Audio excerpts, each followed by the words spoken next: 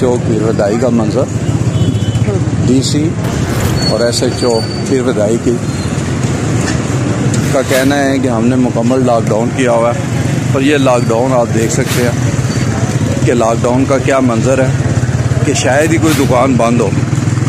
यहाँ तक कि बर्गर शॉप, शवारमा शॉप, ये तमाम दुकानें, पकोड़े, समोसे, दही, दूध, रेड़ियाँ, दही भल्ले की दुकान जो सबसे ज़्यादा ख़तरनाक है। और ये देखें हालत देखें, ये लोहारा बाज़ार और अवान चौक का मंजर है।